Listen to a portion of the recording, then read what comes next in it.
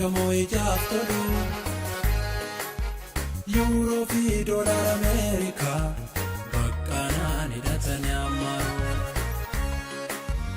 argachuus miti maqaa fiddoo uummata biratti waamamu suuraadhaan biyya fagoo deeme ofiimoo sukkaara nyaatamu amantiin kan kiristaanummaa lallabni itti gaafatamummaa Yesuus ni dhufa deebi'ee dammaqee martuu du'aa ka'ee jireenyi du'a booddee jira kaayyoon keenya kana yaafira jireenyi du'a booddee jira galmi keenya kana yaafira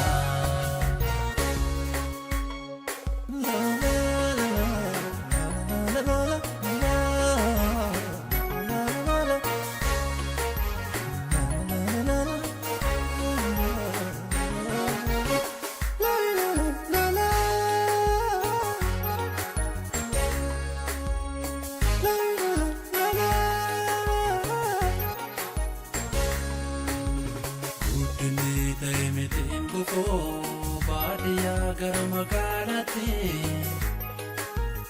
eeggannee yaada gooftaa kanaa yoo deemee biyyaa biyyootatti mudannoo karaa jennaan malee waan lafaa hin godhannuu mabdii saaffisaan bareeddus gara malee urkitee bakka tokkoon baddee ni darbaa hundumtuu beekame hayyoonis du'e tawwaalama innarraa dureessa jedhame ni soqaa gate waan hundumaa gandarraa magaalaa aanolee aanarraa godina naannolee Duroomoo miti kaayyoon keenya carraadhaan Ameerikaa gallee galmichi kanneen irraa addaa galmichi kanneen irraa addaa kun martuu cancala jireenyaa noobi Yesuus wabii lubbuu keenya galmichi kanneen irraa addaa galmichi kanneen irraa addaa kun martuu tirata jireenyaa noobi Yesuus galma lubbuu keenya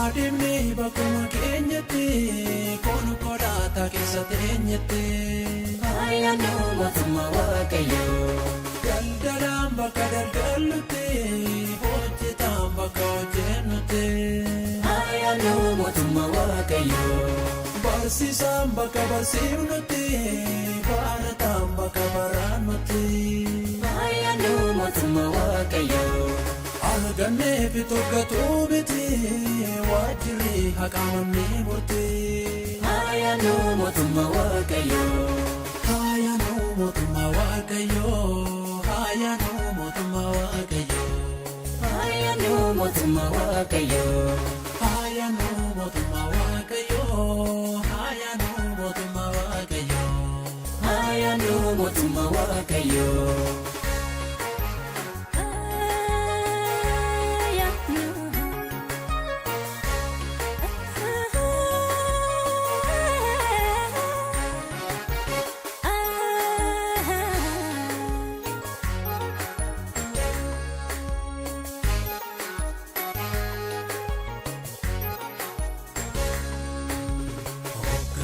kan warqaa jiru muudamnee kan bulchaa jiru ayyaanoo mootummaa Waaqayyoo uummanni magaalaa baadiyyaa muummeewwan dhimma guutuu biyyaa ayyaanoo mootummaa Waaqayyoo bulchiinsi federaalaa naannoo qabaachuudhaan xiyyeeffannoo. Ayyaanoo mootummaa waaqayyoo. Yakkamaa kan taane poolisii kan ragaa namatti baanusii. Ayyaanoo mootummaa waaqayyoo. Horsiisees ta'e qotee bulaa ogeessi fayyaa manaa yaalaa. Ayyaanoo mootummaa waaqayyoo. Ayyaanoo mootummaa waaqayyoo. Ayyaanoo mootummaa waaqayyoo. Ayyaanoo mootummaa waaqayyoo.